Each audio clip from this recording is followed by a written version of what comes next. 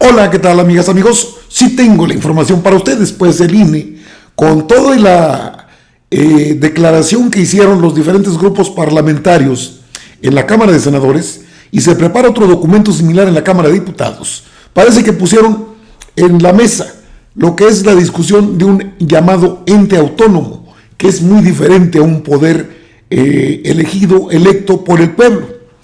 Ahora pretenden, hablan de jurisprudencias que son temas especializados en las leyes del país, constitucionales incluso, y pretenden que el Tribunal Electoral del Poder Judicial de la Federación y el INE validen la paridad en gubernaturas, esto es, imponerle a los partidos políticos la paridad de género en candidatos hombres, candidatos mujeres.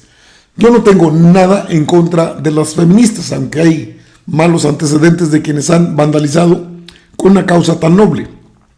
Pero la verdad es que porque ese no es el tema central, es otra bandera, es la misma bandera pues, pero es otro el tema.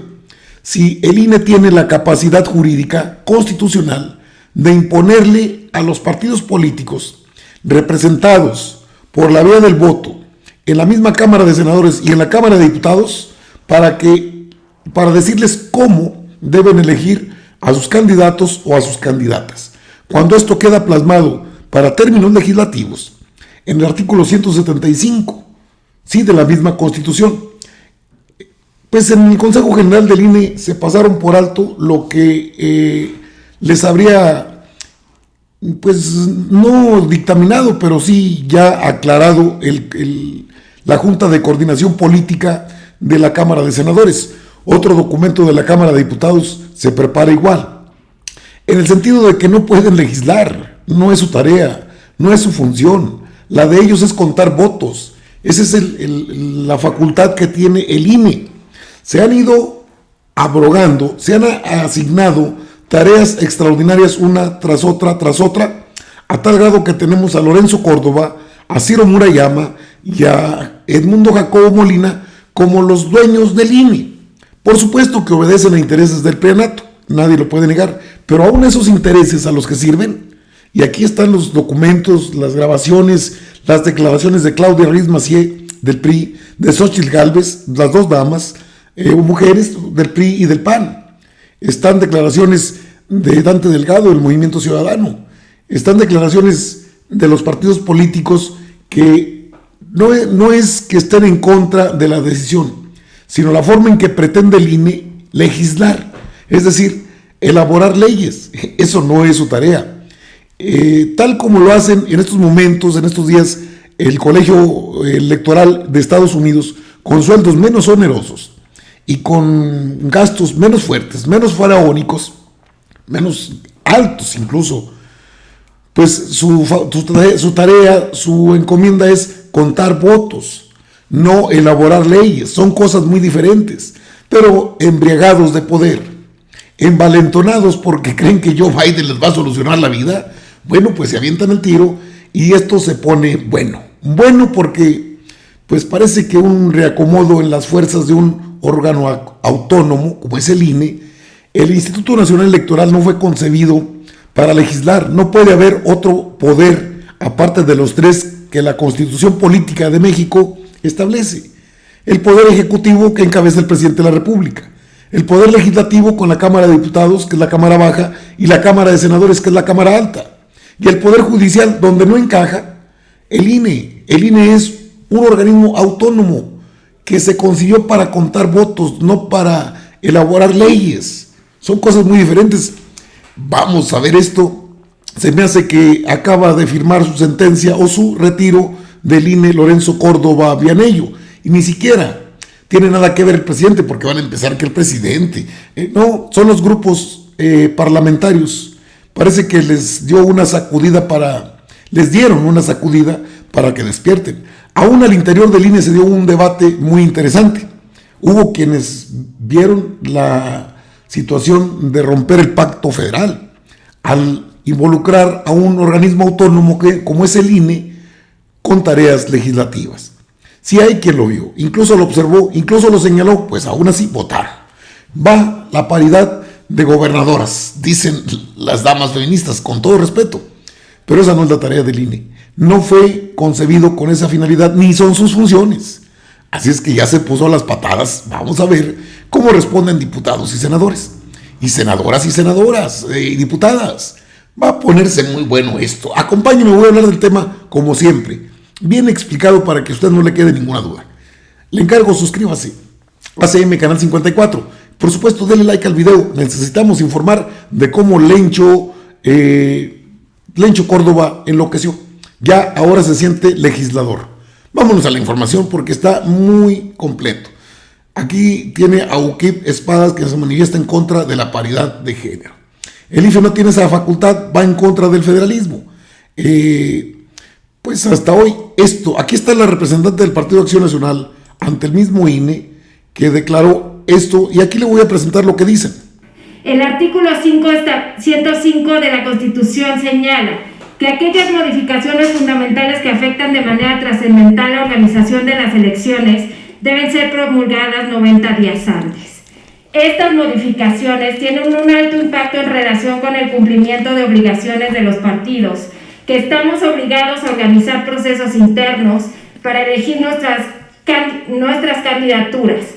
Al día de hoy, en San Luis Potosí ya hemos emitido convocatoria para celebrar un proceso interno de selección de la militancia. Realizar estas modificaciones e imponer obligaciones vulnera los principios de certeza y de seguridad jurídica, de imparcialidad, tanto de la militancia y ciudadanía que desea ser electa o designada en una candidatura, de los partidos políticos, y a estas alturas ya han manifestado su intención y tienen preparados sus proyectos. Se vulnera también la soberanía popular establecida en el artículo 40, como el pacto federal establecido en el 116 respecto de la representatividad y soberanía de la cual gozan las entidades federativas, así como la naturaleza unipersonal del cargo que se pretende regular, y el derecho de ser votado en términos del artículo 35 constitucional.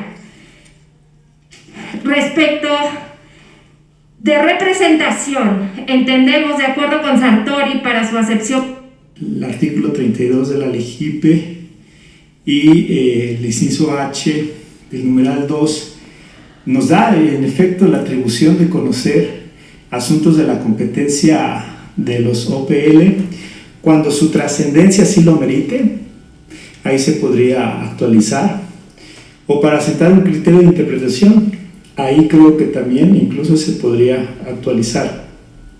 ¿Y por qué diría que sí era necesaria una atracción? Porque se ha dicho aquí que, pues no, porque estamos regulando en realidad actos de los partidos políticos nacionales, se subrayó lo de nacionales, pero hay que recordar que los partidos políticos locales también postulan candidaturas a las gubernaturas. Claro que era necesario que se abordara la regulación de este tema vía el camino, vía el mandato de la figura de la atracción. De lo contrario, pues me parecería algún fraude a la ley el decir vamos a regular a los partidos, pero sobre algo que es de lo local, y solo hacemos el énfasis en los partidos, pero no en la parte local. Ahora, el tema para mí no termina ahí. Pienso que claro que es relevante en este caso el que estemos hablando de cargos unipersonales. Yo la forma en que podría entender que debiera de haber alternancia de géneros para cargos unipersonales como los de gubernatura sería en el sentido que debiera haber alternancia en la... Partido Encuentro Solidario acompaña este punto de acuerdo social. Las democracias no necesariamente están atendiendo los reclamos ciudadanos y transformando para bien las condiciones de vida de enormes franjas de la población. El poder transformador de los sistemas democráticos está en entredicho cuando la inseguridad, la desigualdad y la falta de acceso a los satisfactores básicos se extienden aquí y allá. Tan es así que vemos en distintos lugares cómo el descontento en la democracia comienza a volverse descontento con la democracia. Ese descontento abre puertas a fuerzas políticas que no comulgan con los valores y principios democráticos, que impulsan la xenofobia, el racismo, la homofobia, el machismo y la misoginia. A pesar de esas adversidades, no tenemos por qué resignarnos a que la democracia se vuelva un régimen político estéril, débil o improductivo. La democracia mexicana concretamente tiene enormes deudas sociales, y de ahí el desencanto hacia la misma, hacia los partidos, los parlamentos y las instituciones públicas en general, que muestran los más distintos estudios de opinión. Nuestra democracia no ha conseguido disminuir la porobiosa desigualdad social. La pobreza sigue siendo la realidad cotidiana de millones de personas, la inseguridad cruza todo el territorio y el bienestar colectivo es cada vez más esquivo.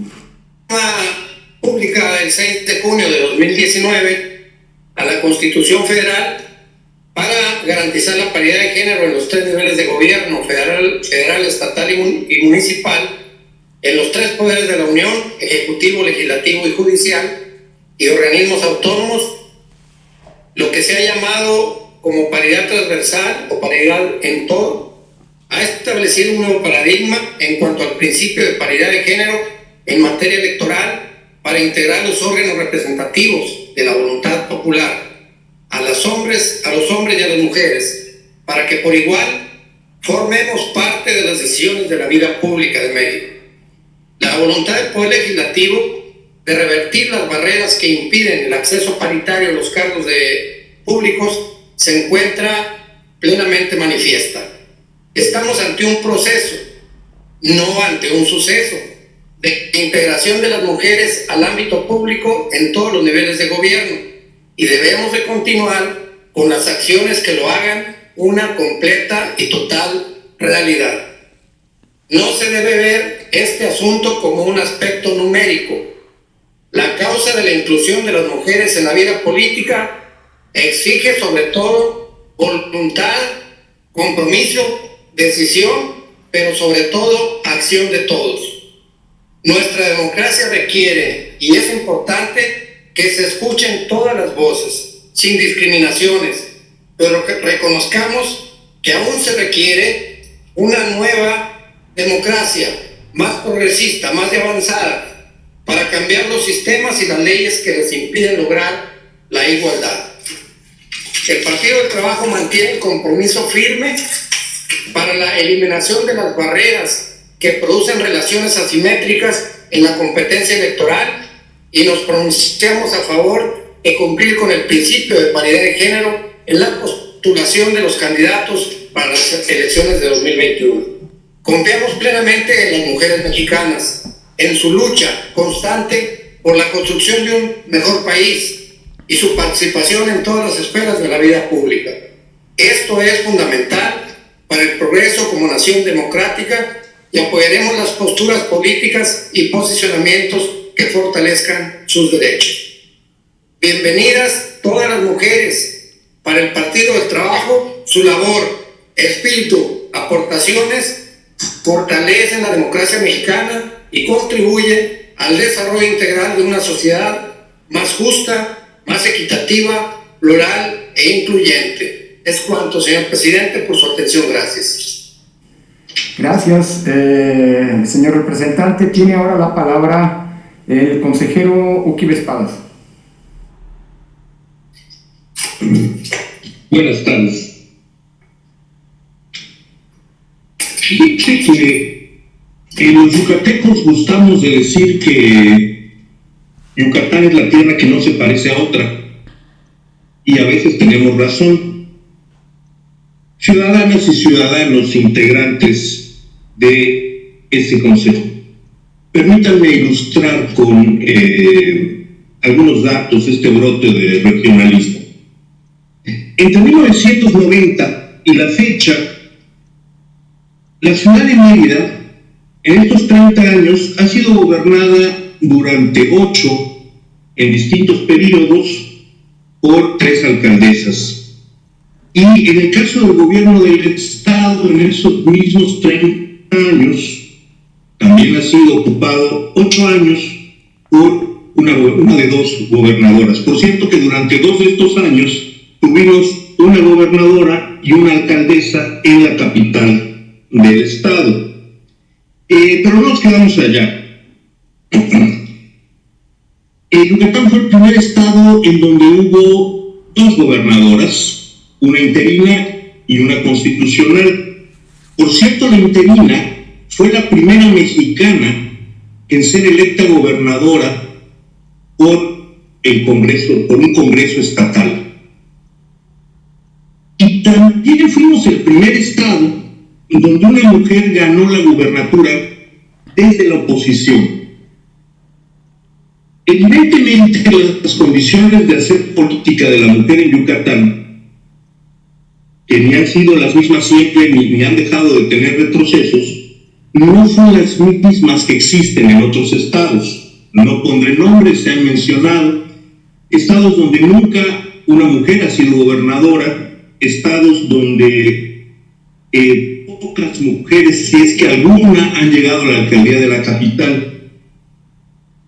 Y entonces yo me pregunto, ¿será que estas distintas realidades puedan meterse todas dentro del mismo cajón, cortarse todas con la misma medida y buscar la igualdad sustantiva entre mujeres y hombres por las mismas rutas? ¿No será acaso que distintas realidades exigen distintas soluciones? ¿Y no es acaso que esta discusión se llevó a cabo a mediados del siglo XIX y se resolvió que hay realidades locales que tienen que ser administradas políticamente por estados libres y soberanos? Este instituto no tiene legitimidad para tomar el acuerdo que se va a aprobar en algunos momentos. No la tiene porque definir limitantes como las que va a imponer para la participación de candidatas o candidatos a la elección de gobernador es efectivamente materia orgánica, es un asunto orgánico de la Constitución, el Poder Ejecutivo en cada estado, y en consecuencia es estricta materia constitucional de las legislaturas locales. No nos confundamos. México no tiene 32 gubernaturas. México es una federación en donde cada estado tiene una gubernatura, regida por un Congreso soberano, integrado por diputadas y diputados electos que, con el conocimiento local y con la legitimidad social local, son la única institución facultada para regular lo que tiene que ocurrir con la figura unipersonal de gobernador de la gobernatura y decidir cómo ampliar en ese espacio la participación de las mujeres. No se trata acá de hacer propias del acuerdo las virtudes de que haya mujeres gobernadoras. Ese no es el debate. El debate es si este instituto tiene las facultades necesarias para hacer lo que va a hacer. Y mi respuesta es tajante: no las tiene. Y es necesario, el federalismo no es simplemente una abstracción jurídica, es una condición política y es un reconocimiento administrativo de lo local. Bueno, tiene ahí los puntos de vista. Finalmente, a pesar de los puntos o las opiniones a favor y en contra, pues 9 votos a favor, 2 en contra, y se aprobó emitir esta paridad de género para la elección de diputados federales, gubernaturas de 15 estados.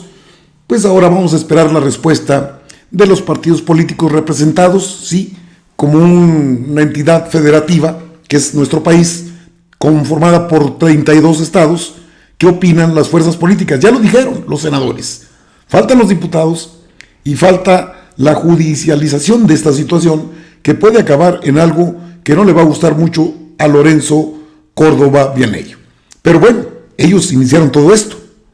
¿Con qué motivo? Con la bandera del feminismo para interpretar leyes a modo en una atribución que no tiene el INE. No la tiene históricamente. Pero bueno, ya está tomada la decisión y vamos a ver las consecuencias. Esto se pone muy sabroso. Amigas, amigos, están informados. Esto acaba de pasar. Sí, yo la espero en la próxima. ¿Le parece? Ok. Nos vemos.